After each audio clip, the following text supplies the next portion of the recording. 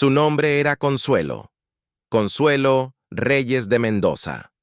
Viuda a los 27 años, con 7 meses de embarazo, una niña de 5 años aferrada a su falda y un niño de 8 que cargaba una mochila demasiado grande para sus hombros, como si quisiera demostrar que podía con todo, aunque nadie se lo hubiera pedido. La familia Mendoza le había dado exactamente 6 días después del entierro de Rodrigo para decirle que necesitaban la casa. 6 días. El tiempo que tarda el incienso del novenario en disiparse, el tiempo justo para que la gente dejara de llegar con tamales y condolencias, el tiempo exacto en que doña Catalina Mendoza consideró que el duelo ya había cumplido su función social y que ahora había otras cosas más urgentes que atender. Rodrigo Mendoza había muerto un viernes de agosto en la carretera de Cuota, cuando un camión de carga se pasó el alto y no hubo tiempo de nada. Fue rápido, dijeron los que llegaron a dar el parte, como si la velocidad de la muerte fuera un consuelo. Consuelo no encontró consuelo en eso. No lo encontró en ninguna de las frases que la gente repite cuando no sabe qué decir, que era mejor así, que ya estaba con Dios, que los caminos del Señor. No lo encontró porque Rodrigo tenía 31 años y reía con todo el cuerpo y olía a aceite de motor y a jabón de lavanda y le gustaba levantarse antes que todos para hacer el café y dejárselo en el termo junto a la cama para que Consuelo lo encontrara caliente cuando despertara. Esas cosas no se consolaban con frases. La familia Mendoza era de esas familias que tienen presencia en el barrio sin tener exactamente dinero, que es un tipo de poder más difícil de descifrar porque no viene con documentos. Don Abundio, el suegro, era dueño de una ferretería en el centro de Oaxaca de Juárez que había heredado de su propio padre y que administraba con la convicción de que todo lo que tocaba le pertenecía por derecho natural de ser quien era. Doña Catalina rezaba el rosario a las 6 de la mañana y hablaba de la Virgen con una familiaridad que daba a entender que las dos tenían trato directo, aunque sus acciones cotidianas sugerían que la Virgen no estaba muy al tanto de lo que su devota hacía en su nombre. Los cuñados, Fermín y Aurelio, habían tolerado a Consuelo desde el primer día con esa tolerancia que es en realidad una forma de rechazo educado. Rodrigo los había desairado cuando decidió trabajar en construcción en lugar de quedarse en la ferretería, y Consuelo, que era del Istmo y no del Valle, que hablaba zapoteco con su madre, aunque en la ciudad lo guardara para la intimidad, había sido desde el principio el símbolo de esa deslealtad. Fue doña Catalina quien entró al cuarto una mañana, con esa manera de entrar que tienen las personas que nunca aprendieron a tocar, porque creen que las puertas se abren solas ante ellas. Se sentó en la orilla de la cama sin que nadie la invitara, juntó las manos en el regazo y habló con esa voz que usan ciertas mujeres para decir cosas inaceptables de manera que suenen a razonamiento. Fermín va a traer a su esposa de Puebla el mes que viene, dijo. Van a necesitar el cuarto. Consuelo estaba peinando a Valentina, su hija de 5 años, y que todavía no entendía bien por qué su papá no regresaba, pero sí entendía que su mamá lloraba de noche aunque cerrara la puerta. Se quedó con el peine en la mano mirando a su suegra. Tengo 7 meses, doña Catalina, un niño de 8 años y una niña de 5. Lo sé, dijo la suegra. Por eso te aviso con tiempo para que te vayas acomodando. Consuelo esperó que hubiera algo más. Alguna explicación que tuviera sentido, alguna fisura en esa serenidad de quien ha practicado la crueldad hasta volverla hábito. Pero doña Catalina se levantó, acomodó la arruga de su rebozo y salió del cuarto como si la conversación hubiera concluido antes de empezar.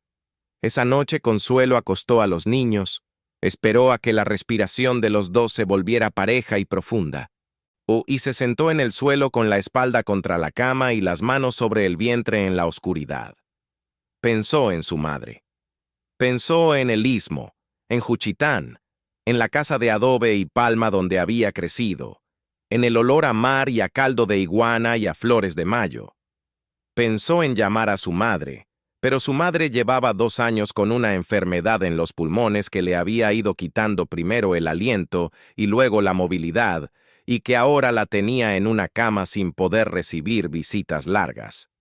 Pensó en su hermana Dolores, que vivía en Monterrey con 3 hijos y un marido que trabajaba doble turno, y un departamento de 2 cuartos donde ya no cabía nadie más. Pensó en su prima Rosalba, en su tía Refugio, en cada nombre que su memoria producía, y fue descartándolos uno por uno, porque conocía las respuestas antes de marcar. Cuando terminó de pensar, quedaba un nombre que no había pronunciado en mucho tiempo, que pertenecía a una persona que vivía lejos, en una dirección que ella tenía anotada en un papel viejo al fondo de su bolso desde hacía años, desde que Rodrigo la había llevado a conocerla antes de que naciera Valentina, una persona que Rodrigo mencionaba con esa mezcla de vergüenza ajena y admiración que tienen los hombres cuando hablan de las mujeres de su familia que el resto de la familia ha decidido ignorar. Se llamaba Esperanza, Esperanza Vidal de la Cruz, la abuela materna de Rodrigo, que vivía en un pueblo en la Sierra Juárez de Oaxaca, en un lugar que los Mendoza mencionaban solo para decir que era un lugar que la gente decente ya no habitaba, que era pobreza y barro y costumbre vieja. La habían sacado de sus vidas cuando murió la madre de Rodrigo, en igual que se saca una piedra incómoda del camino, y ella había vuelto a la sierra sin decir nada porque había aprendido décadas atrás que ciertas batallas no se ganan con palabras sino con el tiempo, y el tiempo siempre termina dando la razón a quien tiene razón. Rodrigo la había encontrado por un camino parecido al que suelen encontrar los nietos a los abuelos que les escondieron, por rumor, por accidente, por esa fuerza que tienen los lazos de sangre de manifestarse, aunque alguien los haya querido cortar.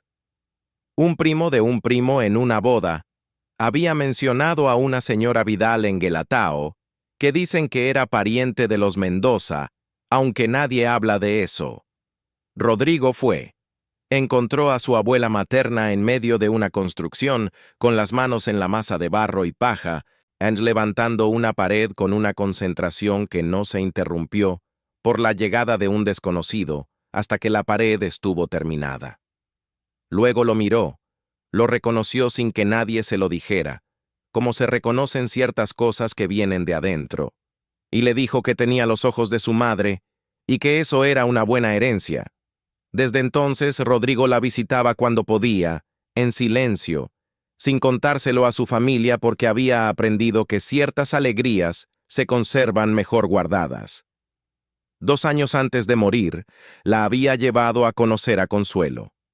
Ese encuentro Consuelo lo recordaba con la precisión con que se recuerdan las cosas que importan. La casa en la falda del cerro, construida con adobe que Esperanza había hecho con sus propias manos durante años, ampliando poco a poco según necesitaba espacio. El olor a tierra húmeda y a copal y a hierbas que colgaban en manojos del techo. Los tejidos de palma y lana en las paredes con colores que Consuelo, acostumbrada a los bordados del istmo, reconoció como parientes de los suyos aunque distintos. Esperanza la había mirado un tiempo largo sin decir nada, con esa manera de mirar que no evalúa sino que simplemente ve. Y luego le había tomado las manos y le había dicho que tenía las manos de una mujer que sabe construir y que eso, junto con el corazón que se le notaba, valía más que cualquier apellido. Consuelo no había sabido qué responder. Rodrigo le había apretado el hombro y había sonreído con toda la cara de la manera en que sonreía cuando algo lo hacía sentir en casa. Ahora, en esa oscuridad del cuarto de los Mendoza, de Consuelo sacó el papel viejo del bolso y leyó la dirección a la luz de la pantalla del teléfono. Guelatao de Juárez, Sierra Juárez. Una calle sin nombre y el nombre de la casa anotado en la letra de Rodrigo. Le temblaban las manos cuando guardó el papel de vuelta. Tardó 4 días en empacar. No había mucho. La ropa de los 3 cabía en una bolsa de lona grande y una mochila. Las fotos de Rodrigo, que Consuelo había rescatado de los marcos de la sala de los Mendoza antes de que nadie se los apropiara. El huipil de su boda, que era de su madre y del que no se iba a separar aunque tuviera que cargarlo aparte. Los dibujos de Valentina, guardados en una carpeta de plástico. El cuaderno de caligrafía de Emilio, el mayor, que llevaba 3 semanas sin escribir en él, pero que cargaba a todos lados como si fuera un talismán. Y un rebozo morado que olía todavía un poco a Rodrigo y que Consuelo no podía dejar, aunque no pudiera tampoco quedarse mirándolo más de unos segundos seguidos. Doña Catalina no salió a despedirla, don Abundio tampoco. Fermín le entregó en el patio un sobre con billetes contados que alcanzaban para el autobús y poco más, sin mirarla a los ojos, con la velocidad de quien quiere terminar algo que le incomoda. Consuelo lo contó después y lo guardó sin decir nada. Aurelio no apareció. Consuelo tomó a Valentina de la mano, acomodó la bolsa de lona en su hombro con el vientre en medio, le dijo a Emilio que cargara la mochila y salió de la casa de los Mendoza sin volver la cabeza. No porque no le doliera, sino porque había cosas que si las mirabas de frente en el momento equivocado te paralizaban y ella no podía permitirse quedar paralizada. El viaje a la sierra fue largo y movido. Un autobús de primera hasta Oaxaca y luego una combi que subía por la carretera serrana, con esa manera de subir que tienen las combis de la sierra, con confianza absoluta en curvas que harían detenerse a cualquier conductor sensato. Emilio se durmió con la mejilla pegada al vidrio. Valentina miraba el paisaje con esa seriedad que tienen los niños cuando están procesando algo que todavía no tiene palabras. Consuelo miraba los cerros, los pinos enormes, las milpas amarillas en las laderas, el cielo que en la sierra tiene una profundidad diferente al de la ciudad, como si hubiera más espacio entre la tierra y las nubes. Pensó en Rodrigo, que había subido esta misma carretera varias veces sin decirle a nadie a dónde iba. Pensó en lo que guardaba, en lo que protegía, en esa costumbre suya de poner a las personas que amaba a salvo de las personas que los hubieran dañado si hubieran sabido de su existencia. Lo había hecho con esperanza. Lo había hecho de alguna manera que Consuelo todavía no comprendía del todo. También con ella. Llegaron al pueblo entrada la tarde. Era un lugar pequeño en el corazón de la sierra, con casas de adobe y piedra apiladas en la ladera, como si la montaña las hubiera ido soltando despacio, un mercado pequeño y una iglesia con campanario que se veía desde cualquier punto del pueblo. Consuelo le preguntó a un señor que vendía chapulines fritos en la esquina si conocía la casa de Esperanza Vidal. El señor la miró a ella, luego al vientre, luego a los niños. Ella sintió con esa naturalidad de los pueblos donde llegar con equipaje y cara de extravío no es un espectáculo, sino simplemente una situación que requiere orientación. Le explicó el camino con más detalle del necesario, indicando puntos de referencia que incluían un árbol de tejocote partido por un rayo hacía 3 años y una barda que tenía pintado un tlayuda que ya estaba medio borrada, pero que todavía se reconocía. La casa de Esperanza estaba a 20 minutos caminando desde el centro, por un camino que subía entre milpas y huertos de durazno, con los frutos todavía verdes. Era una construcción de adobe oscuro con techo de teja que brillaba con la luz de la tarde, con un corredor amplio al frente sostenido por horcones de madera. En el patio había materiales de construcción, adobes apilados con orden, cubetas de mezcla, tablas y herramientas colgadas en la pared, con una precisión que hablaba de alguien que sabe el valor de cada cosa. Junto al corredor había un jardín pequeño con cempasúchil, albahaca, y una mata de epazote que crecía con esa abundancia que tiene el epazote cuando se siente en casa. Esperanza estaba al fondo del patio cuando escuchó pasos en el camino. Tenía las manos en una mezcla de barro y paja, construyendo lo que parecía ser una nueva pared en el costado de la casa. Era una mujer de 70 y pocos años, espalda recta a pesar del trabajo, cabello gris peinado en trenza con listones verde y rojo, manos que eran más elocuentes que cualquier presentación.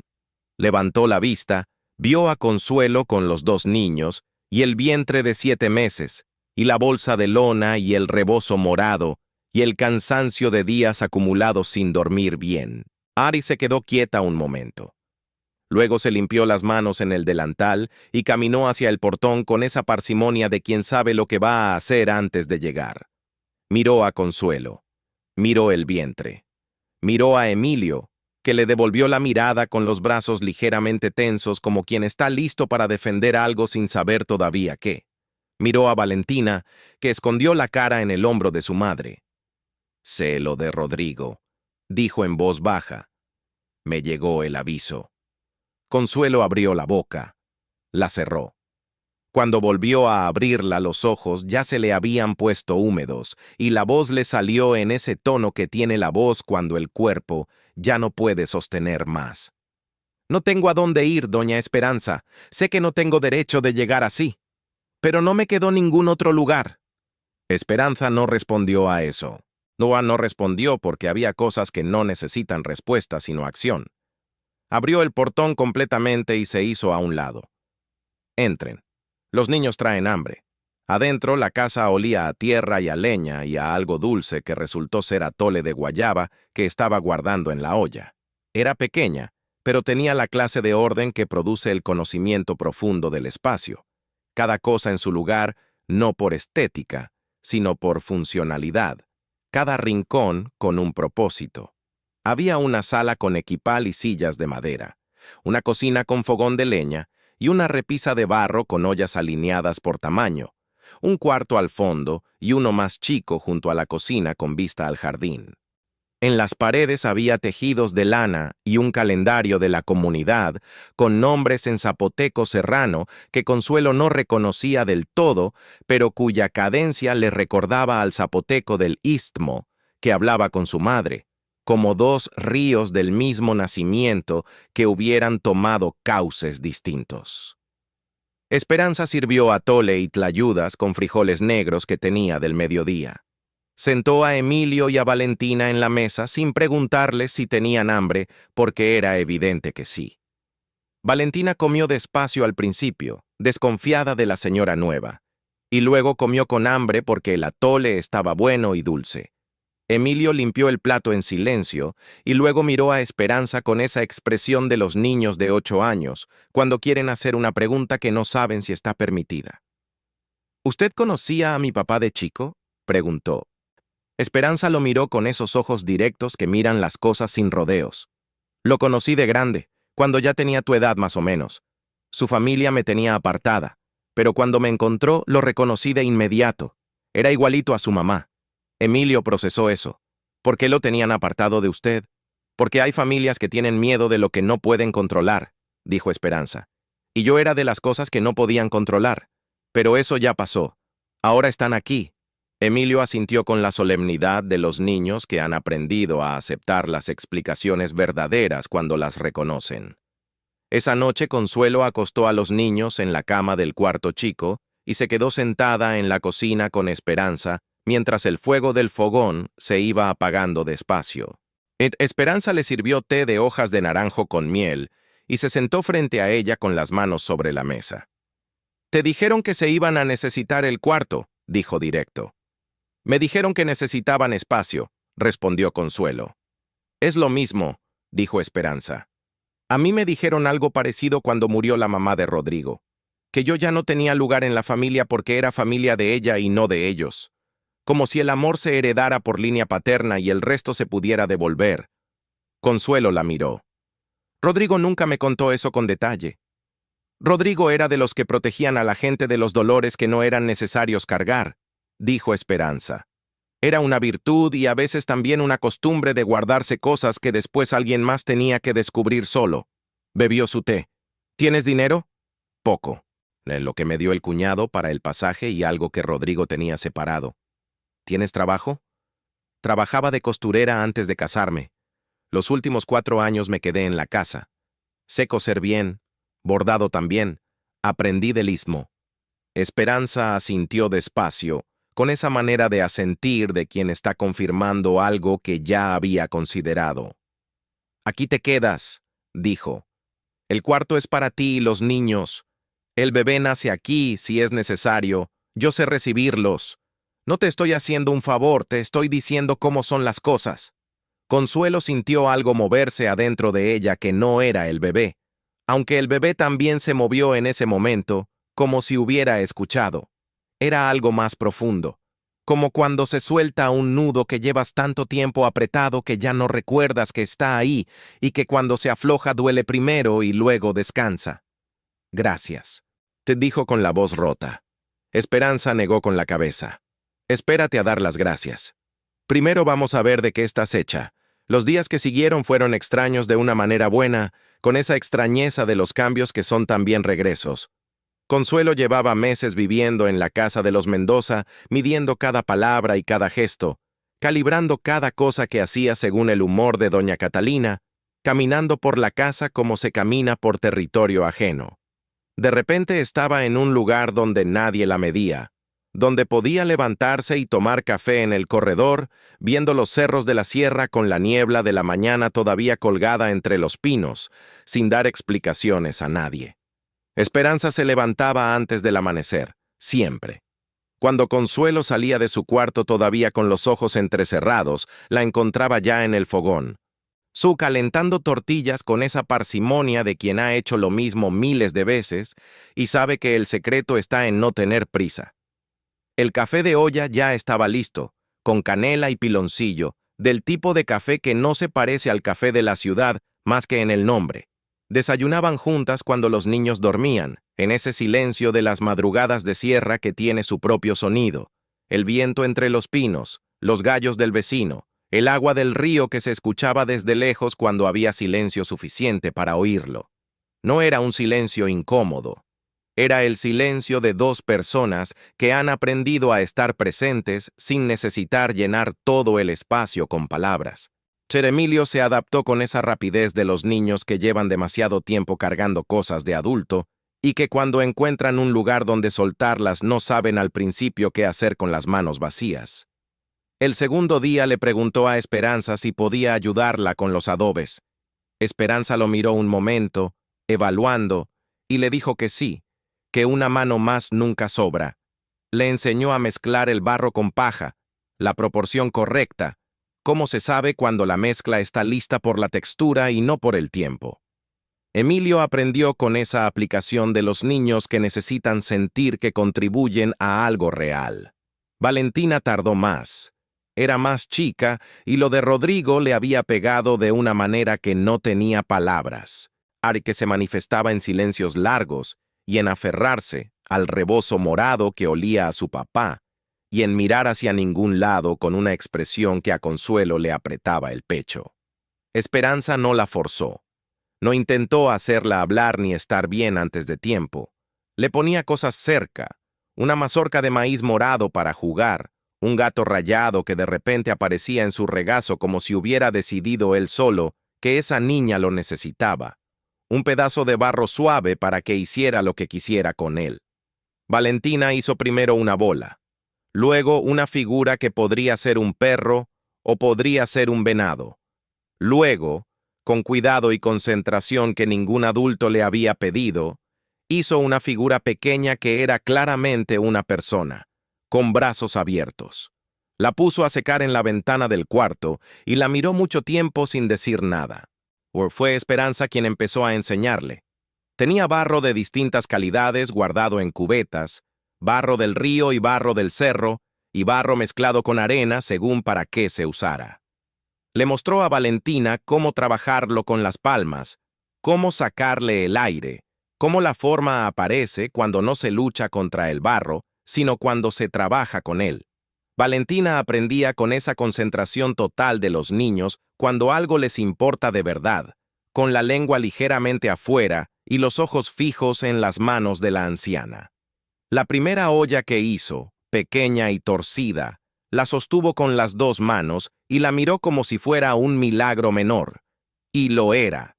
A Consuelo, Esperanza le enseñó otras cosas. Le enseñó los materiales de la construcción de adobe, las proporciones del barro y la paja y la arena, ¿De por qué los adobes de esta sierra aguantan el tiempo mejor que el cemento que se agrieta con los temblores? ¿Cómo se levanta una pared para que sea sólida, no solo por el grosor, sino por la manera en que los adobes se trababan entre sí? Hablaba de ese conocimiento con una autoridad que no necesitaba demostrar nada, porque venía de demasiado adentro, de su abuela y de la abuela de su abuela, transmitido en la práctica cotidiana durante generaciones. El conocimiento que sabe que la tierra es material de construcción y no solo de cultivo. Le enseñó también las plantas, las del jardín y las del cerro, cuáles para qué, en qué época, de qué manera. La hierba santa que en el Istmo Consuelo conocía de la cocina, pero que aquí tenía también usos que ella no sabía. El toronjil para los nervios y el corazón acelerado. La ruda para los espantos. Porque el espanto tiene consecuencias físicas que la medicina de ciudad reconoce cada vez más, aunque le cueste nombrarlas igual. El estafiate para el dolor de estómago, la flor de manita para la presión. Le enseñó los baños de vapor para los últimos meses del embarazo. Cómo acomodar al bebé con las manos cuando viene de lado. Cómo leer las señales del cuerpo con días de anticipación. Consuelo escuchaba todo y apuntaba en una libreta que había comprado en la papelería del pueblo, con esa concentración de quien sabe que está recibiendo algo que no se puede desperdiciar. Esperanza la miraba apuntar con algo que era satisfacción, y algo más. Un reconocimiento que no decía en voz alta, pero que se notaba en la manera en que le enseñaba, sin retener nada, de con una generosidad que viene de saber que el conocimiento no se agota al darlo, sino al contrario. Pero había más. Una noche, 3 semanas después de que Consuelo había llegado, Esperanza se quedó callada un tiempo largo mirando el fuego del fogón. Consuelo la miraba desde el otro lado de la mesa, aprendiendo a leer los silencios de esa mujer, que eran distintos entre sí y significaban cosas distintas. Este era el silencio de alguien tomando una decisión. Rodrigo vino a verme, dijo por fin, 4 meses antes del accidente. Consuelo se quedó quieta. Vino solo, como siempre, pero estaba diferente. Me dijo que tenía una inquietud que no se le quitaba, que algo le decía que tenía que poner las cosas en orden por si algo le pasaba. Me dijo que si él ya no estaba, yo tenía que darte algo que había dejado. Solo a ti. Esperanza se levantó y entró al cuarto del fondo. Consuelo escuchó sus pasos, el ruido de algo moviéndose. Cuando volvió traía una caja de madera con tapa, de las que se usan para guardar papeles importantes, con el nombre de Consuelo escrito en la tapa con la letra de Rodrigo, esa letra apretada y clara que Consuelo habría reconocido entre 1.000.000. La puso en la mesa entre las dos. Dijo que era entre él y tú, dijo Esperanza. Yo no sé qué hay adentro. Consuelo miró la caja. Le temblaban las manos cuando la tomó. La abrió despacio. Adentro había un sobre de papel manila, sellado con cinta, una libreta de pasta verde y un juego de llaves con una etiqueta de cartón escrita a mano. Tomó el sobre primero. Lo abrió con la delicadeza con que se abren las cosas que no se pueden volver a cerrar de la misma manera. Y eran 5 páginas escritas por los 2 lados con esa letra suya. Consuelo las leyó en silencio mientras Esperanza esperaba con las manos juntas en el regazo, mirando el fuego. Cuando Consuelo terminó de leer, tenía las mejillas mojadas, y los labios apretados, y los ojos de alguien que acaba de recibir algo tan grande que todavía no sabe bien cómo cargarlo. Dobló las páginas con mucho cuidado, las metió de vuelta en el sobre y lo apretó contra el pecho un momento largo. ¿Qué dice?, preguntó Esperanza en voz muy baja. Dice que me amaba, respondió Consuelo. Dice que sabía que su familia no me iba a tratar bien si él faltaba, que lo sentía desde hacía tiempo y no encontraba cómo decirlo sin asustarme. Y dice que hizo algo. Esperanza esperó. Consuelo tomó la libreta verde, la abrió. Había páginas llenas de anotaciones con números y fechas y nombres y direcciones escritos con la letra apretada de Rodrigo. Tomó las llaves con la etiqueta de cartón y leyó lo que decía. Se quedó quieta un momento. Compró un terreno, dijo en voz baja. Esperanza frunció el ceño levemente. Un terreno aquí, en este pueblo, dijo Consuelo. Lo estuvo pagando durante 3 años con el dinero que iba ahorrando de la construcción, de a poco, sin decirle nada a su familia. Lo registró a mi nombre, doña Esperanza. Desde que hizo la escritura lo puso a mi nombre. El silencio que siguió tenía peso, el peso de las cosas que se vuelven reales en el momento en que se dicen. En la libreta estaban los datos del notario en Oaxaca, el número de escritura, el nombre del abogado que había llevado el trámite, y la ubicación exacta del terreno con las colindancias escritas con detalle. Las medidas, el estado en que estaba. Y había algo más, una descripción de mano de Rodrigo de lo que había pensado para ese terreno. Bocetos torpes pero precisos de una casa de adobe de 3 cuartos con corredor al frente y jardín con vista al cerro. Y debajo de los bocetos, en letras más grandes que el resto, para que tengas tierra firme bajo los pies, para ti y para los que vengan. Y en el fondo de la caja, envuelta en papel de China, una cantidad de dinero que Rodrigo había ido juntando centavo a centavo durante años. Suficiente para empezar, no para volverse rico de un día para otro, sino para tener con qué comenzar. Sabía, dijo Consuelo con la voz rota. Sabía que algo podía pasarle, y lo preparó todo para que yo no me quedara sin nada. Esa Esperanza la miró un momento largo. En sus ojos había orgullo y dolor, y una furia tranquila que coexistía con todo lo demás sin contradicción. Mi nieto era buen hombre, dijo.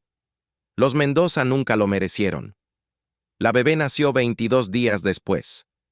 Fue de madrugada, con una tormenta de verano que golpeaba el techo de teja con esa fuerza que tienen las tormentas de la sierra, como si el cerro entero participara del acontecimiento.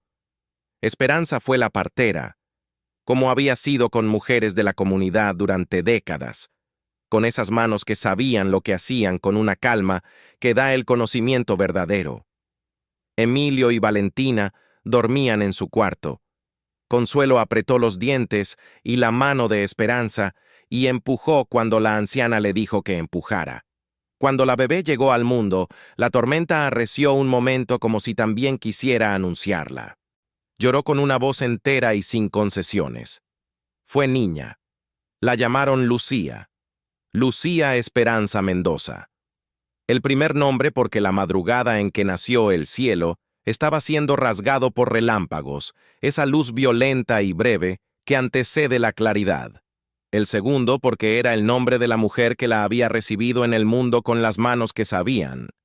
El tercero porque era el apellido de su padre, y Consuelo había decidido que nadie le iba a borrar eso a ninguno de sus hijos, que los apellidos heredados en amor no se negocian. Esa madrugada, cuando Esperanza ya había limpiado todo y Consuelo tenía a Lucía en el pecho con los ojos cansados y tranquilos al mismo tiempo, la anciana se sentó a su lado en la cama y le preguntó cómo se sentía. Como si hubiera llegado a algún lado, respondió Consuelo. Esperanza asintió. Es porque llegaste. Los meses que siguieron fueron de trabajo y de aprender y de construir, literalmente construir. Consuelo fue al pueblo con la libreta verde y las llaves de Rodrigo. Buscó al notario del municipio, un señor callado con lentes de armazón gruesa, que revisó los documentos con cuidado y confirmó todo. El terreno era suyo. Los papeles estaban en orden, firmados y registrados antes de la muerte de Rodrigo, con todos los sellos correspondientes. No había nada que los Mendoza pudieran hacer contra eso. Lo intentaron de todos modos. Don Abundio llegó al pueblo un mes después con Fermín y un licenciado de traje que traía un portafolio negro y cara de quien cobra por adelantado. Llegaron al terreno que Consuelo y Esperanza habían empezado a trabajar, donde ya había los primeros adobes curados puestos en hilera. Y don Abundio entró como entran las personas que confunden el tamaño de su voz con autoridad legal. Ese terreno lo compró Rodrigo con dinero de la ferretería, dijo. Con dinero que era de la familia. Consuelo estaba mezclando barro. Se limpió las manos en el mandil, lo miró. El terreno está a mi nombre, don Abundio. Los papeles están en regla. Si quiere verlos, aquí están. El licenciado se acercó, revisó los documentos con esa lentitud profesional que sirve para ganar tiempo, cuando el tiempo es lo único que se puede ganar. Luego los dobló despacio y miró a don Abundio de una manera que no necesitó palabras. El viejo apretó la mandíbula. «No ha visto lo último de nosotros», dijo. «Puede traer todos los licenciados que quiera», dijo Consuelo con la voz tranquila. Rodrigo lo hizo bien. Don Abundio la miró con esa cara de quien no está acostumbrado a que las mujeres que él considera sin recursos le planten cara. Luego miró el terreno, los adobes apilados, las herramientas, las cubetas. Miró hacia el corredor donde Emilio estaba parado con los brazos cruzados, imitando sin saberlo la postura de su madre. Algo pasó en la cara del viejo que duró solo un segundo, y que no era exactamente vergüenza, pero era lo más cercano a eso que le cabía. Luego se dio vuelta y salió. El licenciado lo siguió. Fermín salió último sin decir nada. El abogado que mandaron 3 semanas después no encontró nada que impugnar. Los documentos eran perfectos. La propiedad era de Consuelo Reyes. La construcción de la casa empezó en serio cuando Lucía tenía 3 meses. Consuelo aprendió junto a Esperanza todo lo que la anciana sabía sobre adobe, aunque era mucho más de lo que cualquier libro de construcción moderna tenía escrito, porque era conocimiento de práctica, de error y corrección, de entender el material como cosa viva que reacciona al clima y al tiempo y a la manera en que las manos lo trabajan. Aprendió las proporciones exactas del barro y la paja y la arena para los adobes de este microclima específico de la sierra. Aprendió por qué los muros de adobe deben ser gruesos, no solo para el frío, sino para que la casa respire. Aprendió cómo se hacen los vanos de puertas y ventanas, cómo se colocan las vigas, cómo el techo de teja necesita una pendiente específica para que el agua de las tormentas no se acumule. Emilio ayudaba con una seriedad de adulto pequeño que a veces le apretaba el corazón a Consuelo y otras veces la llenaba de algo que no sabía si era orgullo o pena o las dos cosas mezcladas. Cargaba adobes, mezclaba barro, sostenía la plomada cuando Esperanza necesitaba verificar la verticalidad de una pared. Valentina moldeaba las figuras decorativas, pequeños relieves de animales de la sierra que Esperanza le enseñó a presionar sobre los adobes frescos antes de que se secaran, una tradición antigua de las casas de la región que los arquitectos de ciudad después llamaban detalle vernáculo, y que aquí era simplemente la manera en que siempre se había hecho. La gente del pueblo los miraba trabajar. Al principio con la reserva que tienen las comunidades pequeñas ante quienes llegan de fuera, de luego con algo que fue cambiando conforme pasaban las semanas. Doña Petra, que vivía en la casa de enfrente, empezó a mandar a su nieto con tortillas del comal a la hora del mediodía, sin decir nada, dejándolas en la barda. Don Isidro, el albañil del pueblo, pasó un día a ver cómo iban y se quedó 2 horas ayudando porque, dijo, había algo que no estaba del todo bien en la cimentación y era mejor revisarlo antes que después. Nadie cobró nada. Nadie explicó por qué ayudaba. Simplemente apareció y ayudó, que es la manera en que funcionan las comunidades que todavía recuerdan que nadie construye solo. Consuelo había llevado consigo el bordado del istmo. En las noches, cuando los niños dormían y Lucía ya había tomado su última toma, te bordaba en el corredor de la casa de Esperanza con el hilo de seda que había traído en la mochila, porque era de lo poco que no iba a dejar atrás. Bordaba las flores grandes y los animales fantásticos del istmo zapoteco, ese universo visual que su madre le había enseñado desde niña y que llevaba en las manos como se lleva el idioma, sin tener que pensar en él. Fue Esperanza quien lo vio primero. Una noche se sentó a su lado en el corredor y miró el bordado un tiempo largo. «¿Cuánto tardas en hacer una pieza así?», preguntó. «Depende del tamaño. 1 semana, 2 semanas. ¿Sabes cuánto vale eso en la ciudad?». Consuelo levantó la vista. Lo sabía más o menos. Había visto precios en las tiendas de artesanías de Oaxaca, pero nunca había pensado en eso desde el ángulo de quien hace y vende. Esperanza asintió despacio, con esa manera de asentir de quien está viendo la forma completa de algo que todavía está tomando forma. Lo que siguió fue idea de las dos, aunque después cada una diría que fue idea de la otra, y probablemente las dos tendrían razón, porque fue de esas ideas que nacen cuando dos personas piensan juntas sin que ninguna necesite ganar. Consuelo bordaba y enseñaba. Esperanza trabajaba el barro y enseñaba. Las dos sabían cosas que la otra no sabía. Las dos tenían algo que ofrecer que no era poco.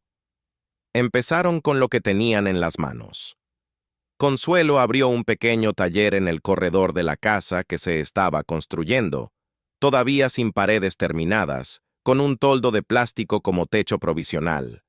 Bordado del istmo y figuras de barro trabajadas por Valentina con la técnica que Esperanza le había enseñado, mezcladas con las piezas de cerámica utilitaria de la anciana, ollas y cazuelas, y jarros que la gente del pueblo y de los pueblos cercanos seguía comprando porque sabían que estaban hechos para durar. Consuelo diseñó las etiquetas en la computadora del cibercafé del pueblo, con el nombre del taller escrito en letras que Valentina había dibujado en papel y que Consuelo había escaneado. Tierra y manos. Las vendían los sábados en el mercado del pueblo y por encargo. Al principio la gente compraba con esa desconfianza de quien no conoce todavía, preguntando quiénes eran, de dónde venían, si era auténtico. Consuelo respondía todo con paciencia. Explicaba el bordado de seda del istmo, los colores y lo que significaban, las horas de trabajo que llevaba cada pieza. Explicaba el barro de la sierra, la diferencia entre una olla hecha a mano y una industrializada. ¿Por qué el barro poroso deja respirar los frijoles de una manera que el aluminio no puede? Esa honestidad, no venderles el producto como objeto de museo, sino como cosa viva con historia y uso, fue lo que ganó la confianza más rápido que cualquier propaganda. Al cuarto mes el taller cubría los gastos pequeños. Al sexto había ganancia real, pequeña pero constante.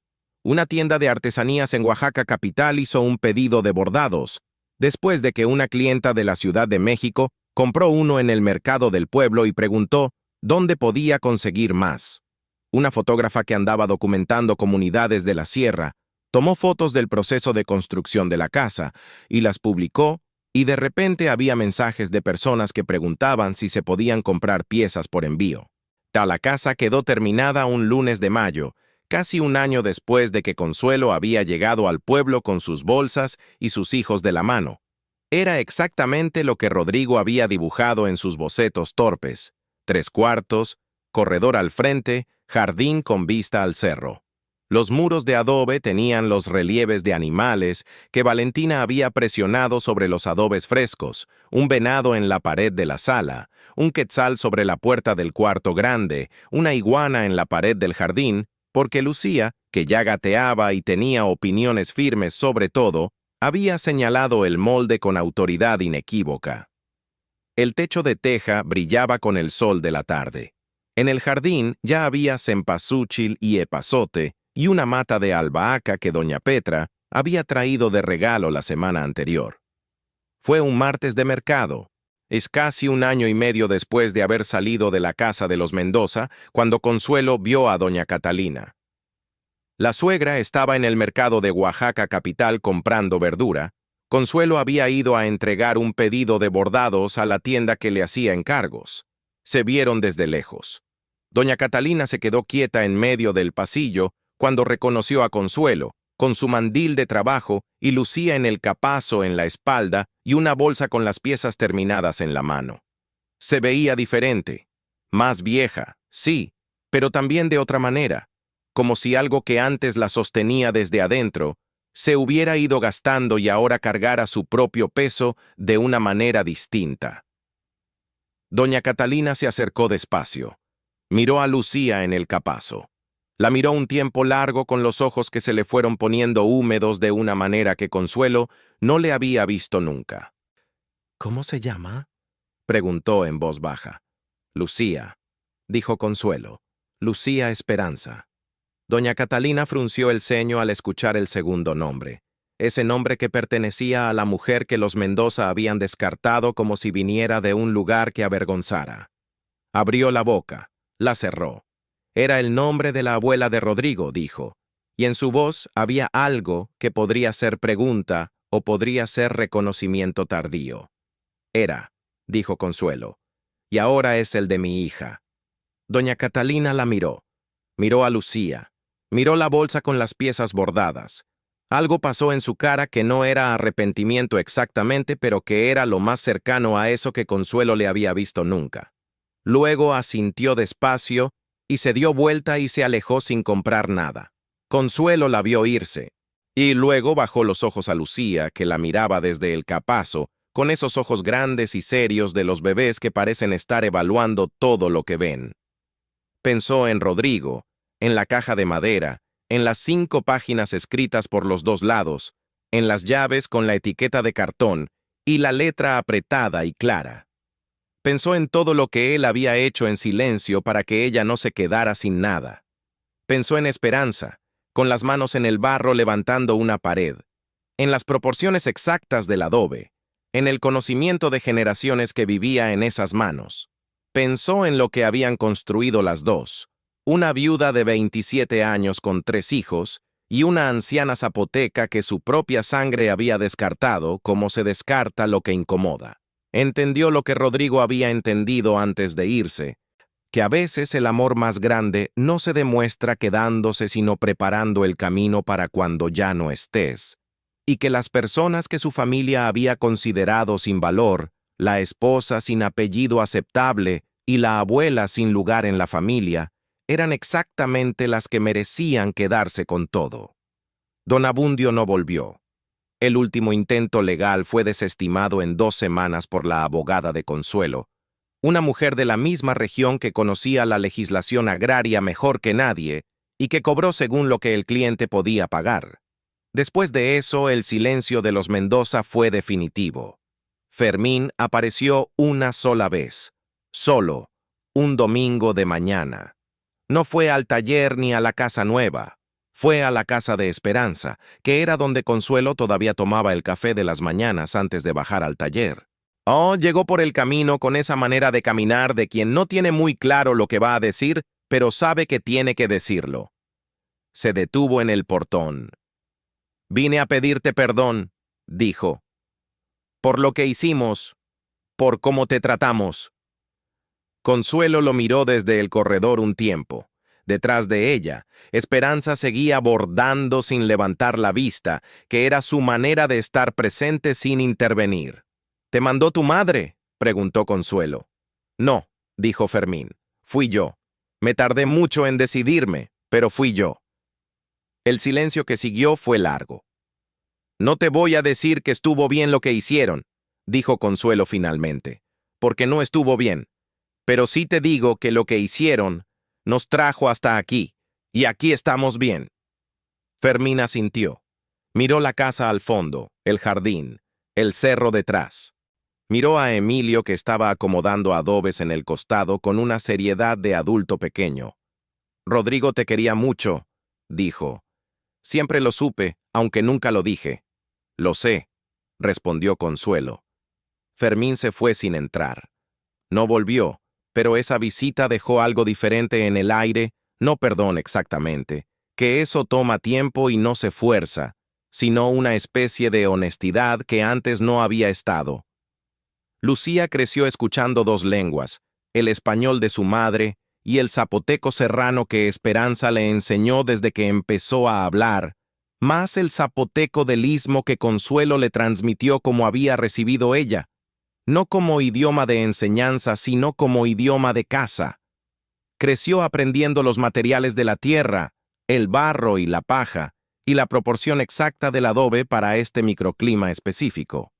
Creció viendo a su madre bordar con hilo de seda los animales fantásticos del istmo y viendo a Esperanza trabajar el barro con las manos que sabían. Creció en una casa que su padre había soñado y que 2 mujeres habían levantado con sus propias manos, literalmente, adobe por adobe.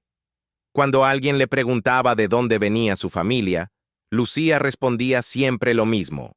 De dos mujeres que nadie quería y que resultaron ser las que más sabían construir. Emilio estudió ingeniería civil con especialidad en construcción bioclimática. Fue el primero de cualquiera de las dos familias en terminar una carrera universitaria, y su tesis de titulación fue sobre sistemas constructivos de adobe en comunidades de la Sierra Juárez. Valentina enseñaba modelado de barro a niñas de la comunidad en un taller que había abierto en el pueblo con el apoyo de un programa cultural del Estado.